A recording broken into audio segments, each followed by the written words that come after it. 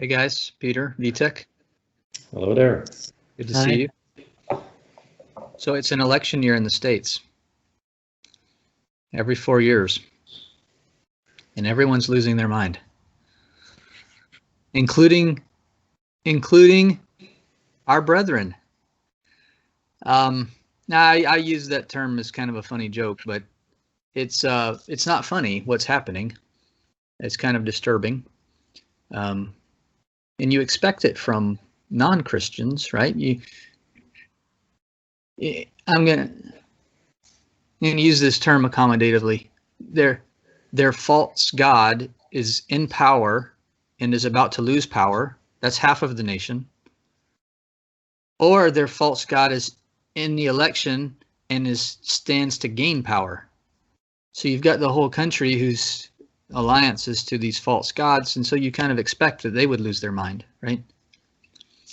But the disturbing part is that Christians are in this trap in the States, and I guess I just kind of want to talk with you guys about what you think about that and your experiences overseas.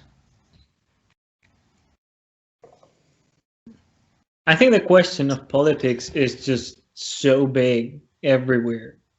And the situation, of course, it's a little bit different when it comes to the politics in Czech Republic or Belgium, where Peter is, or America. But in the end, the principles are very, very similar. Politics, and not only politics, but politics bring division among Christians. Political views, candidates, and what you're in favor of disturbs the relationship that we're supposed to have as Christians. So this is not only politics, but it's definitely we can clearly see on the politics alone. So when it comes to Czech Republic, we had an election. Actually, today is Sunday, so yesterday we finished elections, but they were nowhere as important as the elections that y'all are having over there. They're not even president or the parliament, they're just the regional elections that we're having. And even that alone, I noticed, brings a lot of arguments among friends, let alone Christians. And of course, the more important the election is, the more argument it brings. Well, what we see here in Belgium is you can congratulate me, because since we had 500 days ago, we went to vote, and now finally they have formed a government. And so it is because the political environment in Belgium is so divided. There's a lot of tension and parties that need to rule together, but they cannot find compromises and they blame each other. And it's ridiculous that actually many people in Belgium are really fed up with politics and with all that is involved of that. And you see that emotions of people really get tense when you talk about politics. And so I think it would be a good question to ask ourselves, how should we as Christians be involved in all of that? Should it be our concern what earthly governments are doing? So if I, for instance, look at the scripture in 1 Timothy 2:1, there we see that the Apostle Paul commands us to pray for all people, but especially for those who are in a government or in a ruling position. How do we see this? Because if I would bring this in connection with Daniel 4:17, there we see that God is in ultimate control of the world. He rules over the kings and over the kingdoms of this world. So how do we see this then as Christians? Yeah, well, that verse you mentioned in 1 Timothy 2, it's often, I would say, abused in the States. They look at this verse and they say, well, we're supposed to pray for our leaders, which means that we're supposed to like them and we're supposed to agree with them, and it morphs into something more than prayer. But if you look at what he's actually saying in 1 Timothy 2, he says you pray for the kings and all who are in authority for a purpose. But what is the purpose? The purpose is so that we can lead a tranquil and quiet life in godliness and dignity. It has nothing to do with the good of the leader at all. It has nothing to do with the health of the government at all. It has to do with our ability to worship God in peace and in dignity, which can be in all kinds of forms of government, right? Well, and for that matter, I think in that chapter, like the purpose why we would be able to live in peace, Paul states it a little bit further. That is for the purpose of spreading the gospel. That is why we should pray for our government, so that we can speak freely about our Christian faith and live our Christian lives as God intended it to be. I think that phrase, live a quiet life, is super important for us. And it's not only in 1 Timothy, it's also in Romans 12:18, to live a quiet and peaceful life with all people. It's not just the government that we're supposed to lead this life, but it's all the people around us, for the purpose that Peter was speaking, to evangelize, to be the light, to be here for them. So I think it comes down to priorities in our life. How important is the question of politics? How important is the government? As long as we live a quiet and peaceful life with people around us. Well, I like the connection that you make with Romans 12, because that brings us to Romans 13, where Paul speaks about what our position as Christian is towards the government. And maybe I shall read a few verses from that chapter, because it says there, "Let every person be subject to the governing authorities, for there is no authority except from God, and those that exist have been instituted by God. Therefore, whoever resists the authorities resists that God has appointed, and those who resist will incur judgment. For rulers are not a terror to good conduct, but to bad. Would you have no fear of the one who is in the authority? Then do what is good, and you will receive his approval. For he is God's servant for your good." So here we see that governments are being addressed as being servants of God. But does that mean that each and every government in this world is a friend of God, and each ruler of this world does what God approves?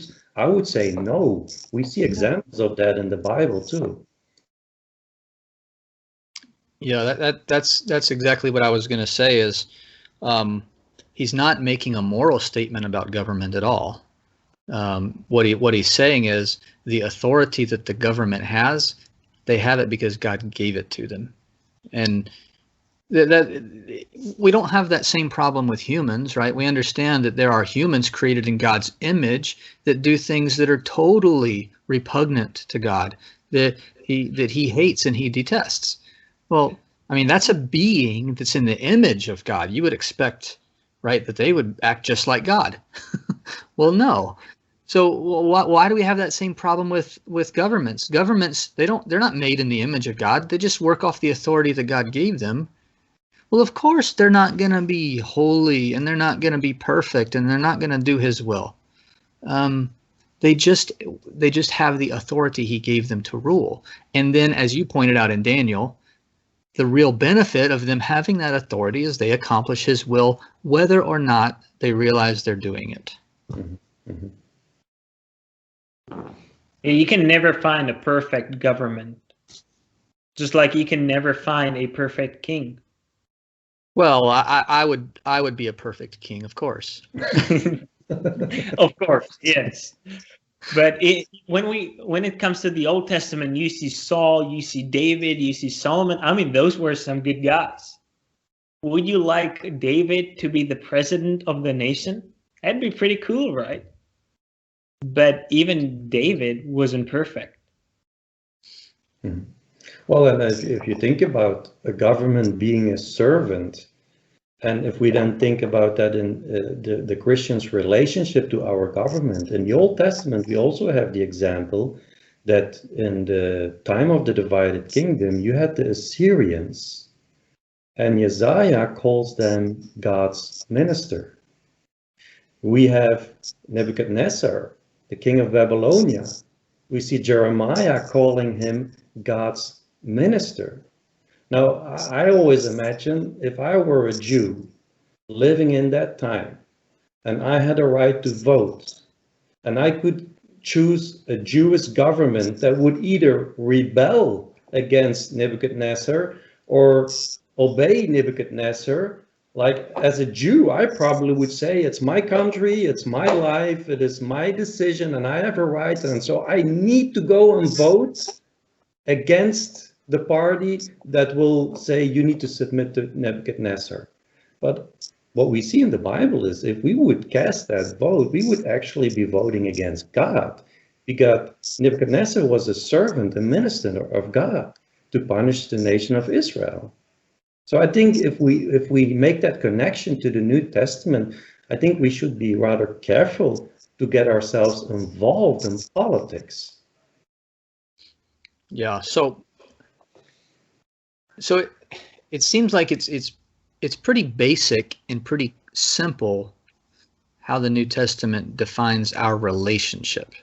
Our relationship is to pray and to obey. I mean, that's the only two things that are spelled out for the relationship between a Christian and a government. So now the next question is, again, coming from here in the States, our government makes it lawful, it's legal to influence them, right? So I'm not in rebellion when I vote. I'm actually submitting to not their law, not a command, right? I'm submitting to a possibility, a legal option that they're giving me, right? So the real question, I guess, is what is the benefit to Christians doing that? What benefits do we imagine, or what is the downside? I mean, I kind of started with the downside. The whole reason we're having this discussion is the downside. But obviously Christians see some kind of upside to this. Well, and I've heard Christians say that it's like your duty to go and vote and change the outcome of what is threatening to happen according to their understanding of what the country should be. Right. And I don't think that we as Christians should be involved in that kind of reasoning, because if we truly believe that God is in control of everything, then we should not be worried if there is a Hitler somewhere ruling. And of course, if I have a choice, I would choose to live in a country where I can live my life. But we must not forget, God is in control. He knows what is happening. So no matter who is king, and when Paul wrote Romans 13, it was King Nero, that wicked king, that wicked emperor who was ruling with a hard hand over the Roman Empire. And Paul said, submit to him. He didn't say to the Christians, well, go vote and make sure that Nero is losing his power. So I don't think we should get ourselves involved in these kind of things. So what about Jesus? What did he do? How did he interface with government? A lot. Yeah, but I mean, like, in what ways? I mean, what are some? Did he try to change the outcomes of government processes, and did he try to force leaders to step down? And no, it seems like he just submitted. He obeyed. Well, when Jesus is talking to Pilate, what does he say to Pilate? He says, "My kingdom is not of this world." Right. So, and as Christians, we are citizens of a kingdom that is not of this world. Although we live here, the Bible also says that we are strangers, we are sojourners. This place is not our home, so we should not get caught up in the things of this world, I would say. And I always remember when Jesus is being tempted by Satan, what does Satan offer him? He offers him the nations. Well, that would be a perfect opportunity for Jesus to say, oh, now I could use my influence to reach out to so many people and let them know what is right. That's not what Jesus did. That's not how he chose to proclaim his word. Something you mentioned too brought another verse to my head, which is in 2 Timothy 2, where Paul says to Timothy, "Suffer hardship with me as a good soldier of Christ Jesus. No soldier in active service entangles himself in the affairs of everyday life, so that he may please the one who enlisted him as a soldier." So when you put this picture up of these two governments, this is the government to which I belong, this kingdom that's not of this world, and here's the government my body and my mind must submit to in the time that I'm on earth. Well, it seems like if I spend all my time entangled over here, that I'm sort of I'm a soldier getting entangled in the everyday life, and I'm forgetting who enlisted me as a soldier. I think that's the problem. It's the overwhelming of politics and these questions. It's that we make it our everyday life. We make it so important, and it truly doesn't matter, because whoever will be elected, whoever will be the ruler of the nation, my job is to submit myself to him. My job is to be follower of Christ, of course, but to live a peaceful and quiet life with the government, with all the people preferably. When it comes to the government, respect it. Yeah, and when if Romans 13, if we continue to read there, after Paul made the point that Christians need to submit to government, he says in verse 8, "Owe no one anything except to love each other, for the one who loves another has fulfilled the law." And what we see happening with people who are getting so caught up in politics, I see it almost on a daily basis on my Facebook account from Christian friends that are so, oh, you need to vote for this or you need to vote for that, and if you do this, then you're not a Christian, and no Christian could ever vote for this person or for that person, and they are like fighting each other. Well, they are not obeying the commandment to love one another. So I would say if they are getting caught up in things like this, they should stay far away from politics, because it is not serving the purpose of Christ. It is bringing a lot of damage to Christianity, I would say. And sometimes a lot of people, since they know so many brethren, they try to spread the influence like that. And that's wrong. I think we can use our rights that we're given, but it never can be in contradiction with the commands that we're given. For example, love each other. How can you love each other but say these things? Yeah, and I think that, I mean, we've sort of come full circle back to the conflict. I mean, what you end up seeing, regardless of the good intentions that people state, right? The stated good intention is, I want this country to be a place that's good for my children, to be Christians.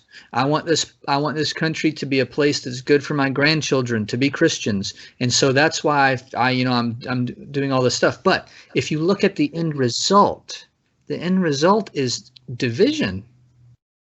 It is conflict, and these same people that I have discussions with about the good they're trying to accomplish in politics are at odds and enemies with so many brethren that they can't get it out of their mind. They've become obsessed with this result or this outcome that must happen for the good of my family. And I think the reason that annoys me so much is it says, if the wrong person gets elected, God cannot take care of my family. Yeah. And I'm telling you, it sounds funny, but it makes me as angry as just about anything I hear these days, is when people say or imply, God cannot care for my family. if this person gets elected. I just have to bite my tongue because I'm going to say something that I shouldn't say. Well, and I would say that if somebody makes that point, by making that point, they show that they do not trust God. Yes. If we believe in this all-powerful God who controls everything and nothing happens without him knowing about it, well, God does not need our vote to fulfill his will. He will accomplish his will with whoever is reigning whatever nation of this world. And it gives me great confidence. Now, if I speak from a personal point, of course, I like to live in a nation where things are, where I can live peacefully and where I can do my thing. That's my personal preference. But that's not what I should be concerned about. That's not that should activate me to go and be involved in politics so that my life will be changed and everybody else's life will be changed. That's not what we are called to do as Christians. I like when Richard said that their excuse is that we're trying to leave a better country for our children and my grandchildren and my great-grandchildren. It just connects with me when it comes to storing treasures here in this world. Of course, a government or a nation or country is not really a treasure we would picture immediately. But very often we see people saying, oh, I need to work my entire life so I'll be able to provide for generations to come, for multiple generations. And that's what I'm going to dedicate my life to. That's wrong. You're supposed to dedicate your life to God. That should be your focus. You should store your treasures in heaven. Your government is heaven. That's your nation, and you're part of that nation. So let's try to bring this to a conclusion. What does that mean for all of us? Like, should we be concerned about politics? Should we be involved in politics? Well, I'll give my opinion first. My opinion is I have met maybe 4 or 5 people in my entire life, Christians, who could participate in politics and it not be important to them. Nearly every other Christian I've met, if they're involved in the vote or politics at all, it is deeply important to them. And the people for whom politics is not important, they don't vote. So the benefit I see of the group of Christians who have chosen not to vote is much greater than the benefit I've seen from Christians getting involved in politics, either themselves and working for the government, because then they become attached to the party that for whom they work, or those who vote, down a party line for 20 or 30 or 40 years. I don't see any benefit from that. And if you ask any Christian or American if our country's better today than it was, they all say no. They all say no. They say the country was better in the 50s. Well, then what good is your vote? You have voted us here, right? So here's my opinion. My opinion is if you have at all the self-control to stay out of politics and stay out of the vote, do it. And if you find that you're becoming attached because of how you vote, get out of it. I can't find a good reason to be involved. In the States, I'm speaking from the States, right? It's so divisive here. I just can't see a good reason to be involved. My opinion to this question, when your question was whether it's right for Christians to be consumed with politics or be involved. I think Christians shouldn't be consumed with politics. I think it would, for a Christian to be consumed, and the word consumed means be overwhelmed, be filled with politics, that's not a good idea. But when it comes to being involved in politics, in using my right without getting attached, that I would say that's a different question. I go voting. I don't get attached to the party. I respect any government that is put in place, that is established, and that is what I do. That is my role as a Christian. Thanks to that, I get to be different in this world as well, because you see all these people who vote, and then suddenly when their person doesn't get elected, they get mad and they get upset, and then other people who voted against them, they blame it on them and stuff like that. That brings division. Well, when you have a guy there who voted, but who respects the government that he did not elect, but was elected anyway, that is a great way how to shine, at least in Czech Republic. Well, and I would argue that we could pray somebody into office instead of voting. If we pray that God would put the right person according to his will, that he puts it there where he wants it, then we know that if that person or whoever is ruling, that's the one who God wants there.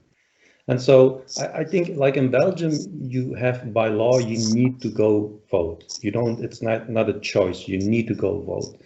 And some may argue, okay, yes, then I will have to, because I need to obey my government. Some would say, yes, but still I would not do it. I think that can be a matter of conscience, like whether you have to or don't have to. But if you are thinking that politics, that God needs our vote, I think it's wrong.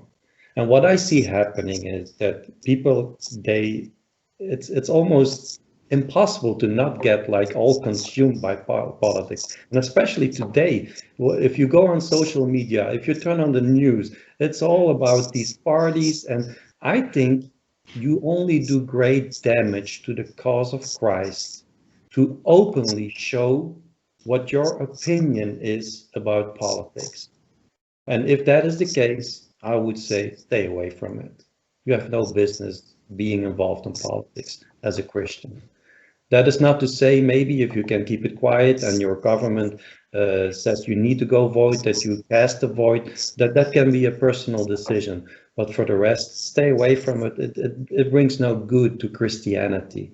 It does instead a lot of harm to the Christians and to the cause of Christ. So, well, I really like this discussion. Thanks, guys. Thank you for the time, and we'll see each other later. All right. Thank you, guys. Take care.